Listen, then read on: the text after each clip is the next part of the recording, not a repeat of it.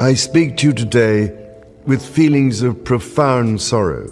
King Charles had faced protests, family fractures, public humiliation, and private grief. But nothing prepared him for the name written across the sealed file placed before him inside Windsor Castle.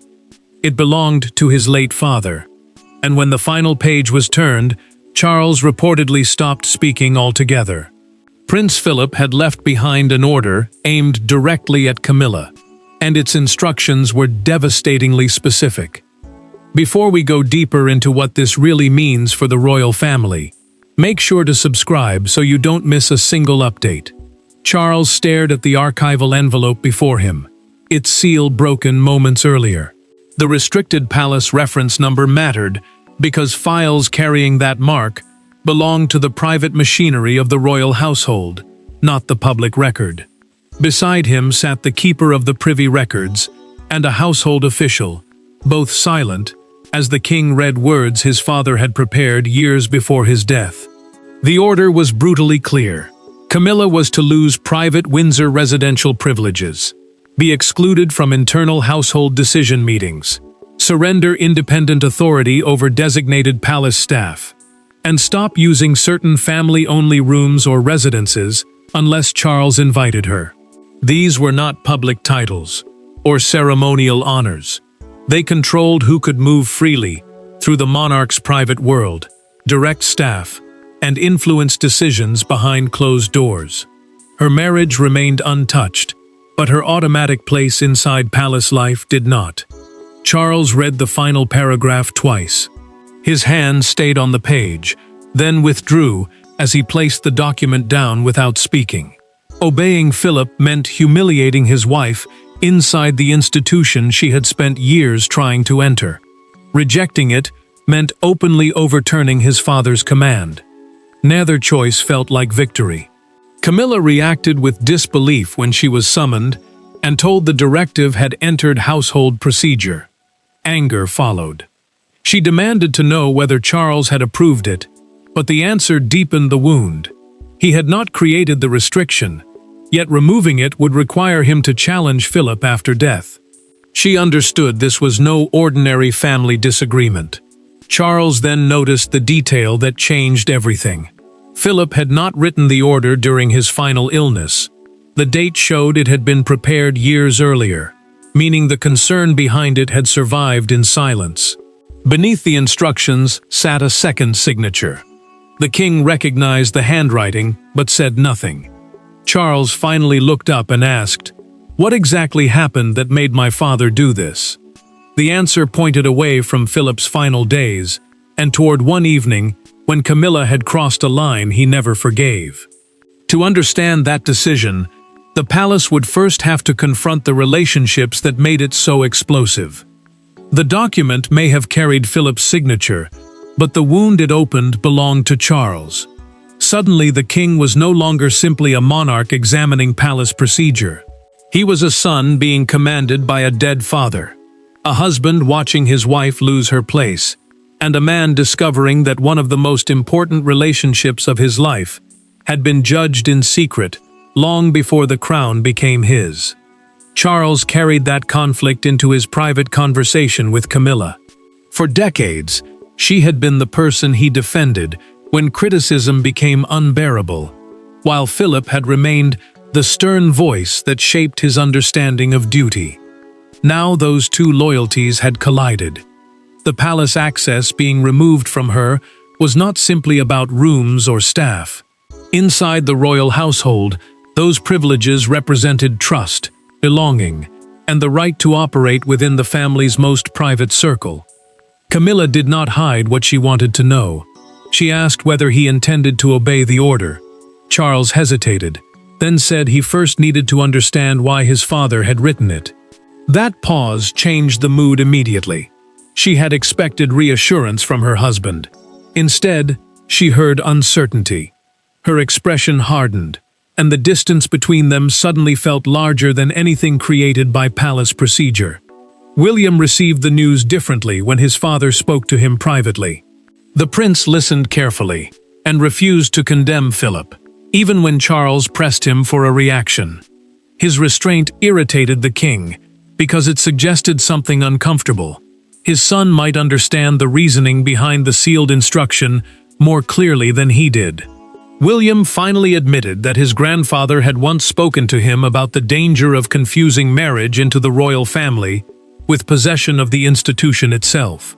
Charles immediately focused on those words. William explained that Philip had never named Camilla during that private conversation, nor had he described a specific dispute. But the warning now sounded impossible to dismiss. The future king remembered the seriousness in his grandfather's voice, while his father understood that the sealed order might have grown from concerns Philip had carried quietly for years. Charles returned to the file with a different kind of fear. Several passages referred to an earlier household breach. The phrase was deliberately restrained, but its repetition made one thing clear. Something specific had happened before the order was prepared. This was not simply Philip expressing general distrust. The king demanded the archived household diaries connected to the year listed in the document. One entry stopped him cold. A date had been marked in pencil, beside 4 words: Sandringham, private dinner. That date would drag the family backward to the evening when Philip's private doubts hardened into something far more permanent. Years before the sealed envelope reached Charles, one dinner at Sandringham changed Philip's view of Camilla forever. There were no cameras, no public statements, and no screaming confrontation. Yet those who later reconstructed the evening understood why it mattered.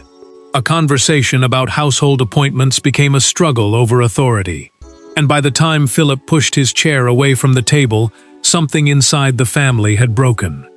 The tension began during a private family dinner in November 2019.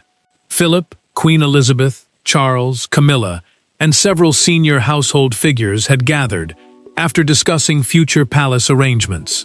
By then, the Duke had become fiercely protective of one principle. Spouses could support the sovereign, but they should never begin reshaping the royal household around themselves before succession had even happened. To him, that line separated personal influence from institutional control. Camilla crossed directly into that danger when she argued that several long-serving household positions should eventually report to her once Charles became king. Her point was practical in her own mind, but Philip heard something else. He interrupted her before she could continue and said the crown would be inherited by his son, not acquired by everyone surrounding him. The words landed heavily. No one rushed to fill the silence. Charles reacted at once. He defended Camilla and insisted she was talking about efficiency, not power. Philip refused to soften his position. The older man believed authority had to remain tied to the sovereign, not spread through marriage or personal closeness. Elizabeth watched the exchange without stepping in. Camilla, wounded and increasingly angry, placed her napkin beside her plate and left before dessert. Philip did not let the matter disappear with the evening. Later that night, he asked the Queen to speak with him alone. A documented household diary later recorded that the two remained together for nearly 40 minutes, after which he instructed his private secretary to prepare a restricted memorandum the following morning.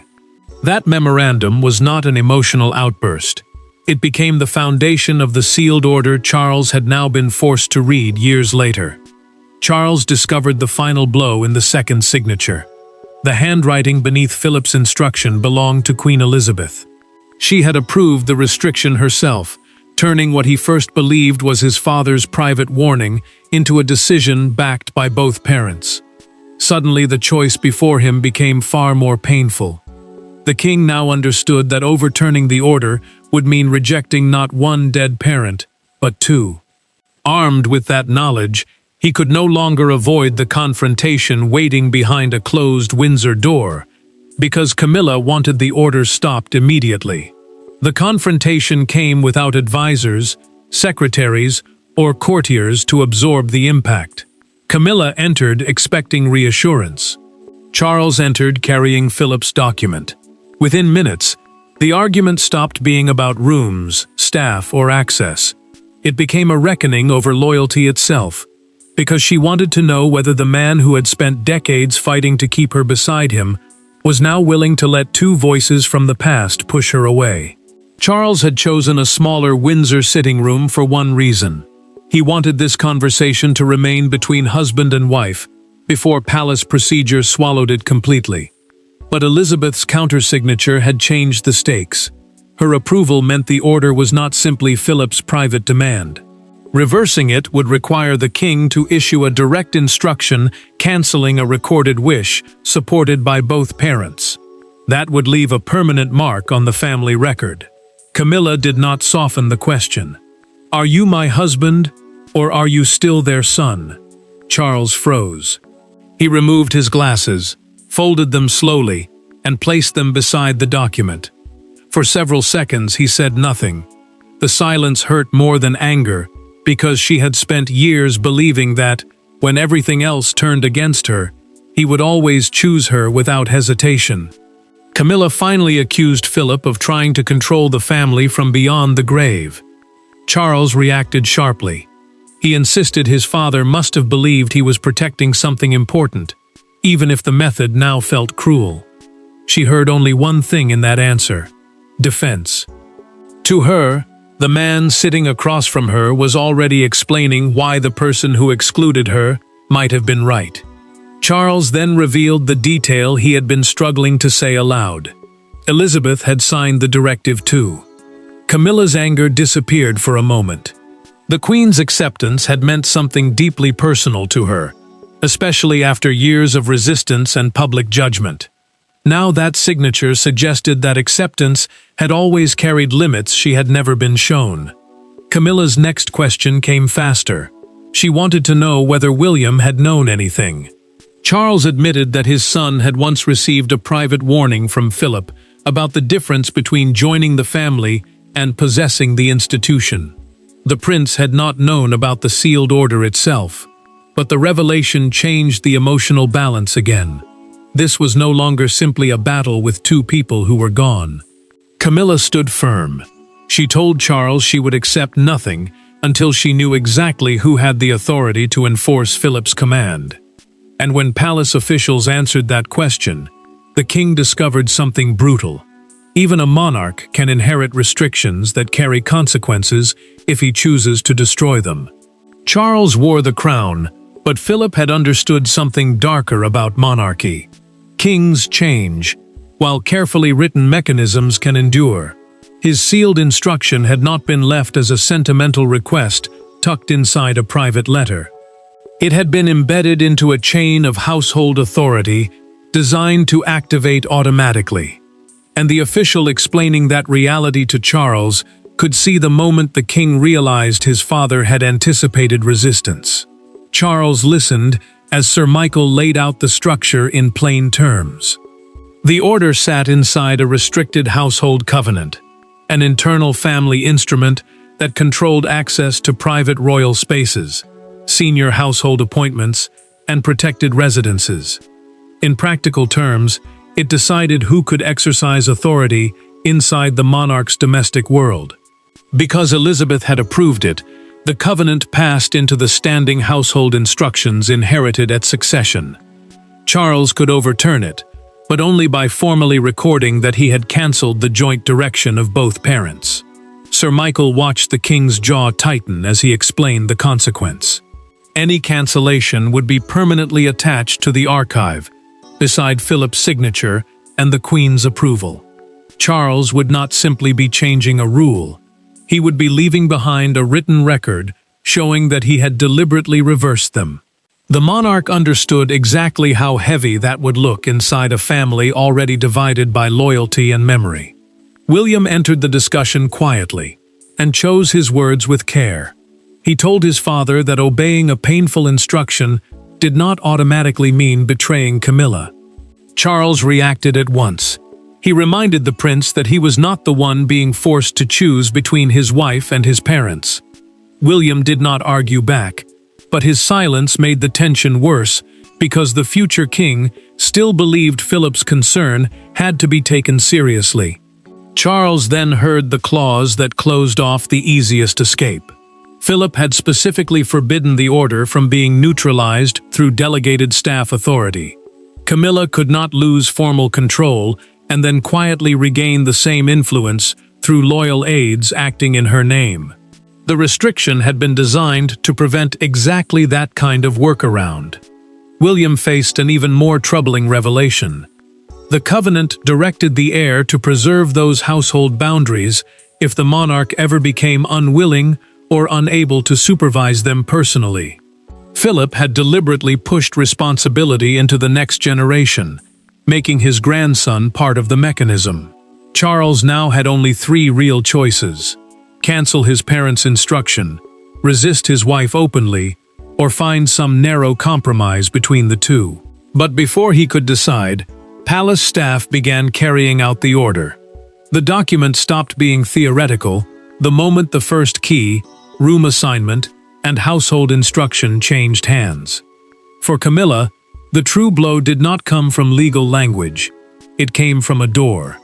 A room she had entered freely was suddenly no longer hers to use without permission, and the staff member explaining the change could barely meet her eyes.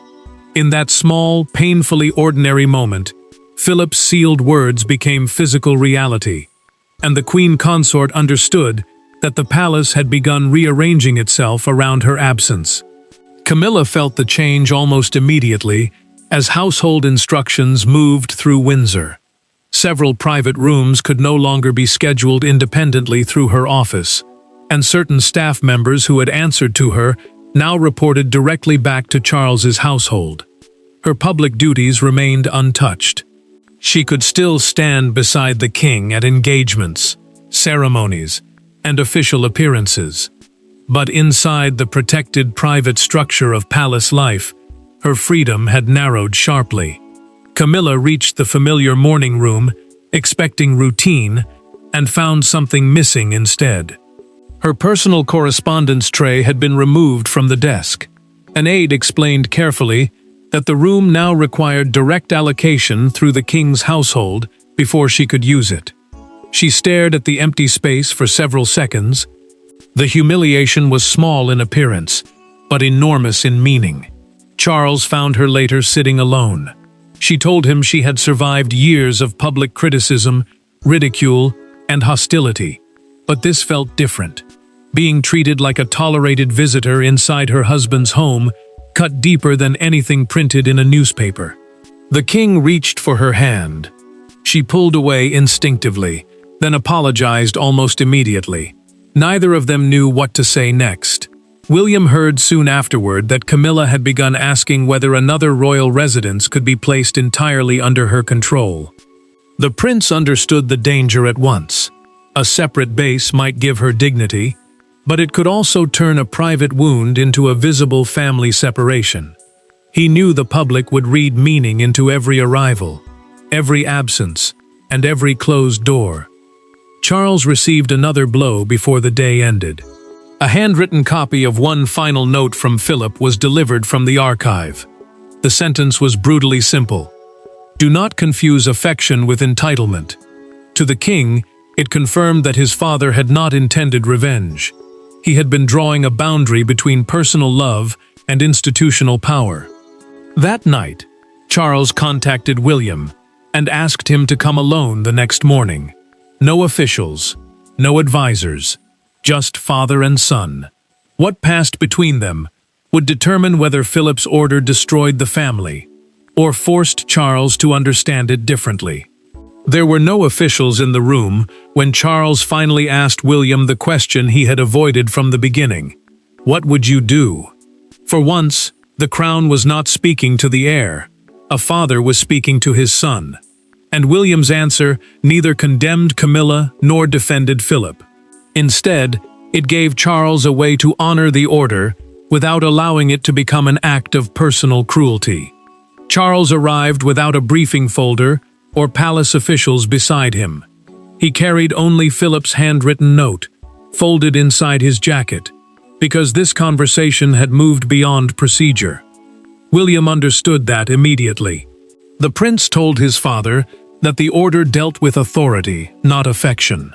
Camilla could be prevented from controlling protected household structures without being humiliated, isolated, or treated as though she no longer belonged beside her husband. Charles finally admitted what had frightened him most. He did not want to repeat the emotional coldness he had once resented inside his own family. The king feared that obeying Philip would turn duty into distance and leave Camilla feeling punished for a decision written years earlier. William answered carefully. Boundaries and rejection were not the same thing. A rule could limit power without removing love. Charles fell silent, visibly moved by the distinction. William did not dismiss Camilla's pain either. He reminded his father that the loss of rooms, access, and staff had already made her feel like a visitor inside the life she had fought to enter. Enforcing the order without compassion would transform Philip's safeguard into something harsher than its purpose. The future king doubted his grandfather had wanted humiliation. He believed the warning was about control. Charles returned to the wording with that idea in mind, and suddenly the path became clearer. Camilla could not possess independent authority over protected household spaces, but the monarch still retained the right to invite her into private residences, conversations, and family settings personally. She had lost automatic privilege. She had not been expelled from family life. Charles made his decision. He would not revoke the instructions signed by Philip and Elizabeth. Instead, the king would uphold its limits while issuing a separate personal direction, guaranteeing Camilla dignity, suitable accommodation, and a continuing place beside him. It was not the victory she had wanted, but it was not abandonment either. Then the timing collapsed. Before Charles could explain the compromise to her privately, news of the sealed order escaped beyond Windsor. By midday, what had been a family wound hidden behind palace doors was exploding across Britain. The private compromise had barely been decided when the story escaped. By breakfast, Philip's name dominated broadcasts. By noon, Windsor's gates were surrounded by cameras. And by evening, one image had come to define the crisis. Camilla leaving a palace entrance alone, while newspapers carried a single brutal message: that a decision written years earlier had finally reached forward in time and changed her royal life. Charles watched the coverage with growing anger, as palace communications confirmed that a historic household instruction existed, while refusing to release every private clause. That confirmation changed everything. What had been a family dispute was now being treated as a national argument about duty, marriage, and royal authority. Broadcasters framed it as a clash between Philip's strict view of monarchy and the king's determination to protect the woman he had chosen. Charles reacted sharply when one report described the document as his father's final rejection of Camilla. He told aides that the phrase distorted the meaning completely. To him, the order concerned boundaries around household power, not personal hatred. But once the story entered the public arena, the king could no longer control how people interpreted it. Camilla felt the pressure differently. She saw photographs of herself beside hostile headlines and briefly considered withdrawing from an upcoming engagement. Charles asked her not to disappear. If she stepped back now, he warned, strangers would decide what the order meant for her. The queen consort listened carefully, then agreed to continue. The decision was small, but emotionally important. She would not allow humiliation to become retreat. The public reaction reached its most dramatic point when a fictional edition of the Chronicle appeared with Philip's portrait, beside the headline, "The Order from Beyond the Palace Walls." Outside Windsor Castle, a mixed crowd gathered. Some defended Camilla, others praised the restrictions. During a live evening broadcast, a presenter held the front page toward the camera, as the argument spread far beyond palace gates. William then made his own move. The prince appeared beside Charles at a scheduled engagement, signaling clearly that father and son were not divided. Hours later, Camilla confirmed she would attend her next public appearance as planned. She had lost automatic authority inside parts of palace life, but she refused to vanish from public duty. Charles knew the spectacle could not continue without a final decision. The last answer would not come from Philip's document, the newspapers, or palace officials. It would come from the king himself. Charles could have destroyed the document. He could have overturned his father's command and restored every privilege with a single royal instruction. He chose neither rebellion nor surrender. Instead, the king accepted the boundary Philip had drawn while refusing to let that boundary become a verdict on his marriage. It was an ending that satisfied no one completely, and perhaps that was precisely why it finally brought the crisis to an end. Charles formally recorded that Philip and Elizabeth's household covenant would remain in force. That covenant, the private family framework governing protected rooms, staff authority, and residential access, would continue to limit Camilla's independent control inside Windsor. She would not recover automatic authority over the spaces and household structures named in the sealed order. But the king refused to let those limits become personal exile. Charles issued a separate household instruction of his own. Camilla would remain his wife, his partner in public duty, and a personally invited member of his private life. Philip's boundary would survive, but it could not be used as an excuse to humiliate her or remove her emotionally from the family. The monarch had finally separated two things that had become painfully confused: affection and authority. Camilla listened as Charles told her the decision himself. She did not interrupt. When he finished, she asked only whether he truly believed it was right. The king answered that it was the only choice he could make, without betraying either the family that shaped him or the marriage he had chosen. She looked down at the copied instruction, folded it closed, and pushed it back across the table. "I will not fight a dead man for a room," she said quietly. William joined them later. The prince offered no victory speech and demanded no apology. He told Camilla that respecting his grandfather's boundary did not mean excluding her from the family itself. She accepted the distinction, not warmly, but with a calm that had been missing since the order first appeared. Philip's decision had changed palace life permanently. Camilla remained beside Charles, but her independent household authority was clearly limited. The king kept his wife without erasing his parents' final instruction, while William inherited responsibility for preserving the line they had drawn. The sealed order did not destroy Camilla, and Charles did not defeat Philip. Its true legacy was forcing the monarchy to decide that love and institutional power were not the same thing. The palace doors did not close on her completely, but they would never open in quite the same way again. And with that choice, the crisis finally became history. Thanks for watching. Please don't forget to like and subscribe, and we will see you in next one.